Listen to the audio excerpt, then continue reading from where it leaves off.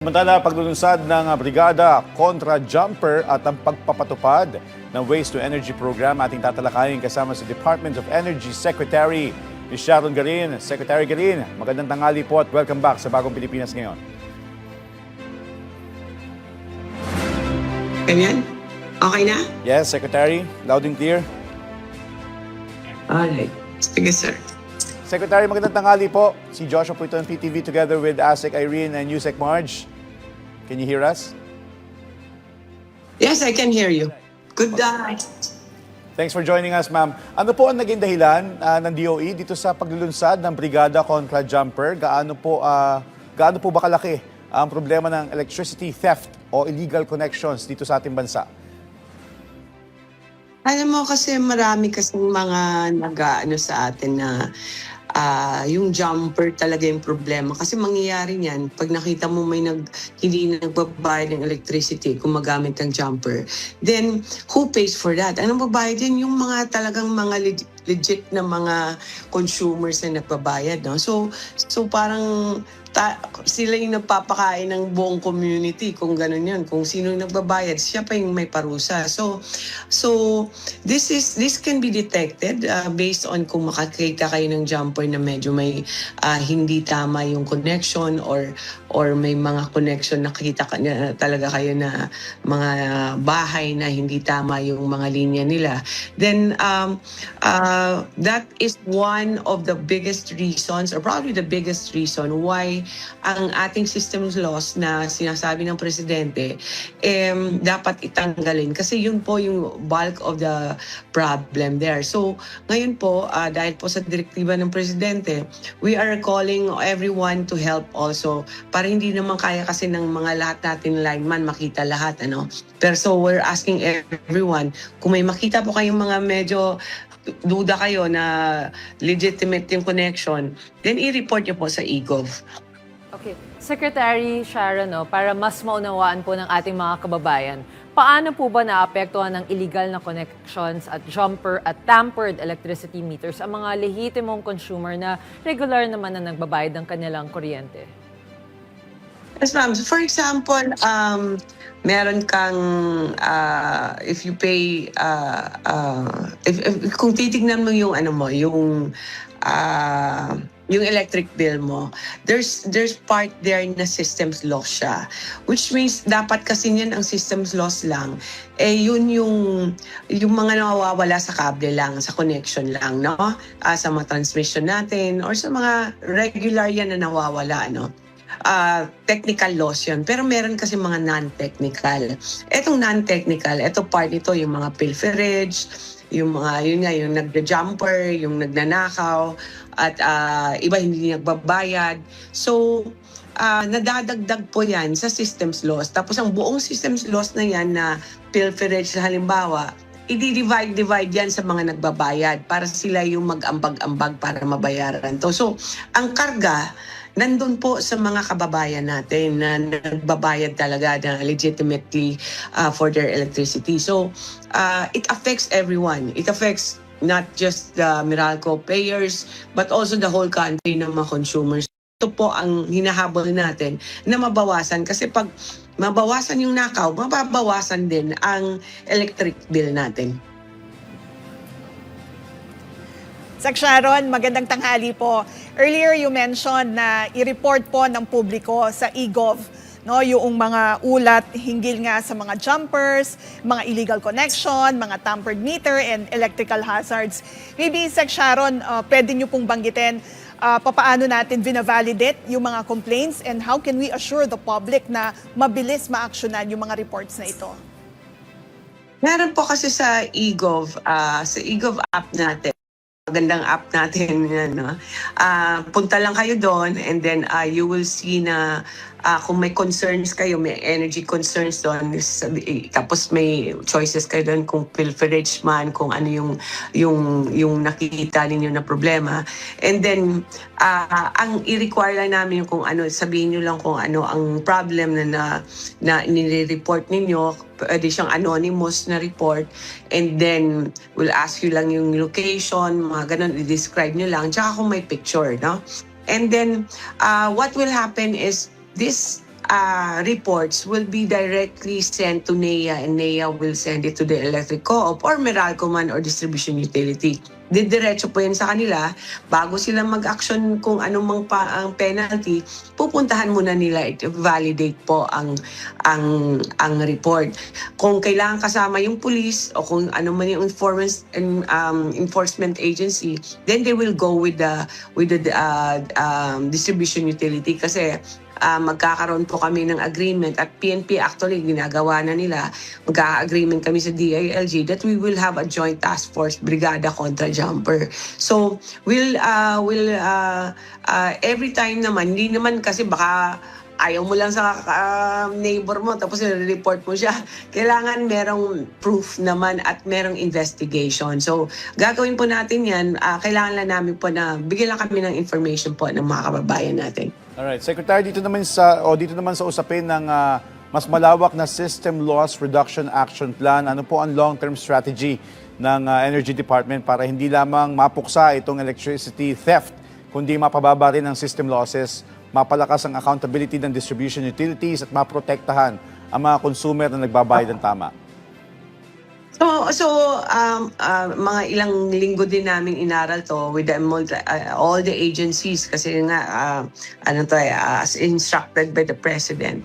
So what we have assessed na we will do by stages. Bakit siya by stages? Kasi different problems yan eh.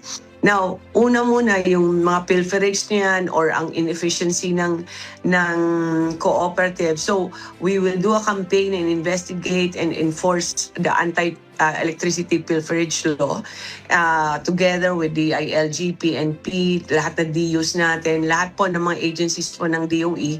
And then, para mabawasan po, we'll do campaign also for that. No? And then, ang next po, kailangan po mas efficient ang reporting ng electric cooperatives natin.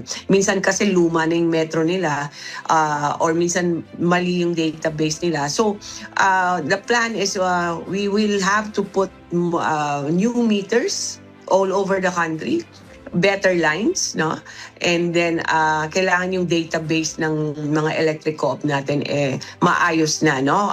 So that will take time and some money, pero may objective na kami na by stage 4 matatapos na namin yan. Ang next na stage niyan is the technical loss, which is more technical, let's say.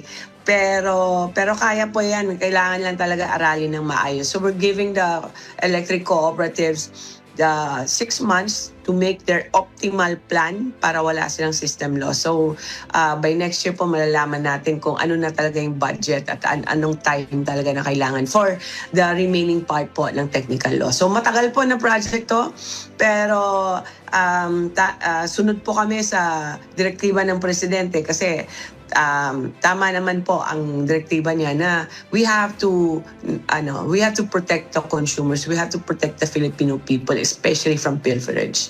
Okay. Sec Sharon, ito panibago na namang proyekto to, no? Sa harap naman po ng patuloy na problema sa basura, paano po makakatulong ang inilunsad na Waste to Energy program ng DOE sa pagresolba ng mga problema sa waste management at energy supply? Yes, ma'am. Ang Waste to Energy naman is a project that was actually, alam mo, matagal nang sinabi to ng Presidente, mga last year pa, pinag-usapan na namin to. And then we started, actually he asked me to check on this already kasi may mga Japanese investor na lumapit, no? But so now, nung pinakita na ni Sir sa yung basura doon, yung the sea of garbage that we saw a couple of weeks ago. So we will do an auction. We are doing an auction for waste to energy, about 400 megawatts. Anong ibig sabihin yan? We will buy energy that is produced by a waste to energy facility. How do they do that?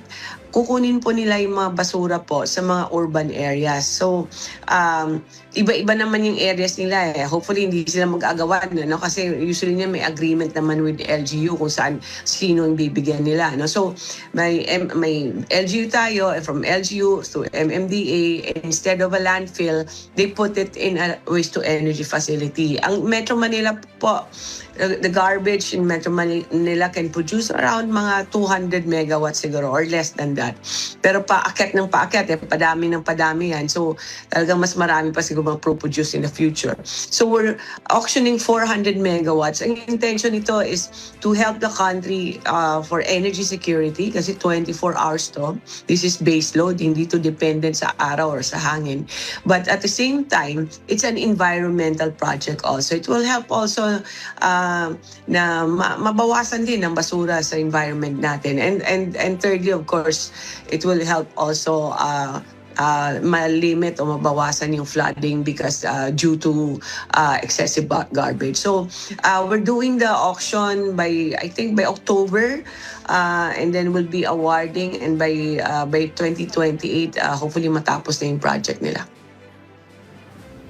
Well, Secretary, para naman po sa kaalaman ng ating mga kababayan, ano ba yung mga basurang maari or waste na maari nating gamitin bilang feedstock?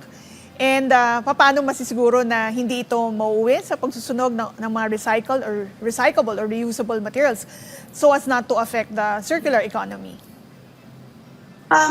It's true that waste to energy is not the optimal solution for our garbage problem. Right now, we have been a circular economy would be probably the best, no? Yan siguro yung pinaka-solution natin for the waste that we have. But right now, we are not coping up, and the longer we wait for our projects to come in, the flooding does not stop, no? So it continues and it worsens every year. Temporary lang naman to na solution so that we can remove the waste that's clogging our rivers, our seas, or our drainage, no? So eto po malaki so hopefully this will contain the flooding caused by solid waste, and eventually hopefully Filipinos will learn about circular economy and get that in our behavior, in our culture. So for the meantime po, dahil hindi po tayo, I don't think the Metro Manila can afford to wait more years to of this amount of garbage. Alam mo ba, 9,000 tons ang everyday ngayon, pero it's expected to go up to 13,000 in a few years. Tons of solid waste. So it's not manageable anymore, and hopefully we can really do the proper recycling and proper implementation of the circular economy. Alright. Sec, hingi rin po kami ng detalye sa itinaas na installation target para sa waste to energy auction at kailan po itinakda itong auction? Kasing original yan mga 280 lang, 270. But then I think with the push of the president also, and then we also wanted to consider the other cities, no, that we don't want to turn into another Metro Manila type ng solid waste problem. So we wanted to include the bigger cities. So hopefully all the other cities, the big cities like Iloilo, Cebu, Davao, even here in Luzon, more urban cities would join and more developers would put up their projects there. So ngayon po, tinaasan namin, pinahold ko muna pinasuspend ko yung auction at pinadagdagan at ginawang 400. And lucky enough, I've heard a report na there's more than 400 megawatts na proposals, no?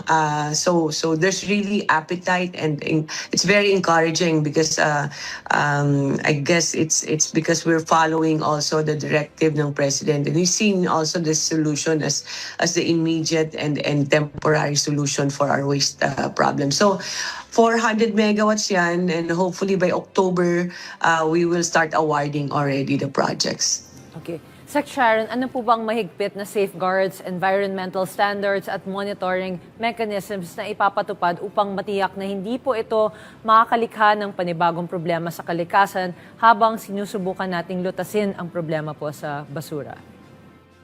Alam mo yung ano natin, yung emissions rules, are even like as strict as Switzerland, ano, kung titignan lang. Kaya talagang dati wala talagang pumapasa. Pero ngayon kasi may mga technologies niya na like even if you go to Tokyo, you don't see any smoke coming out from any buildings there.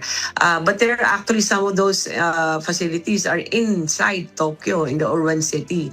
And ganun po ka-efficient po ang mga equipments nila, ang mga turbina nila. There's no smoke coming out. Ang emissions are very minimal because the technology is there already.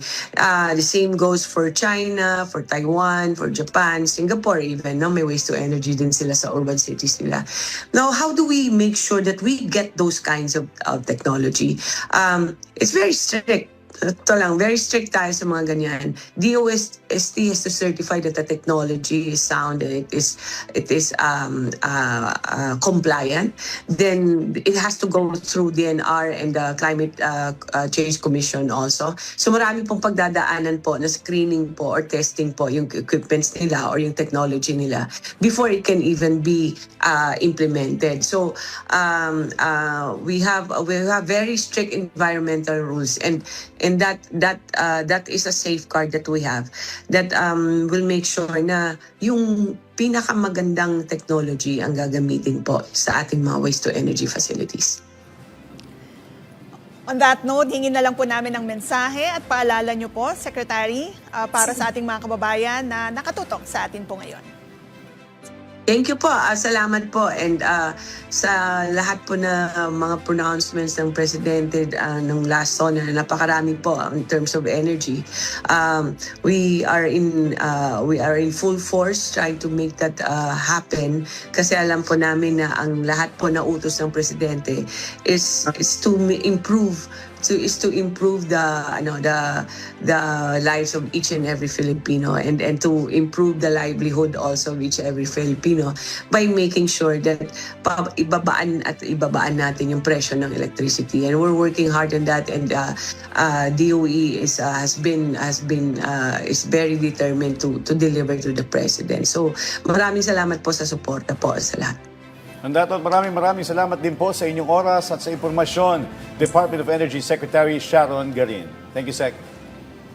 Thank you.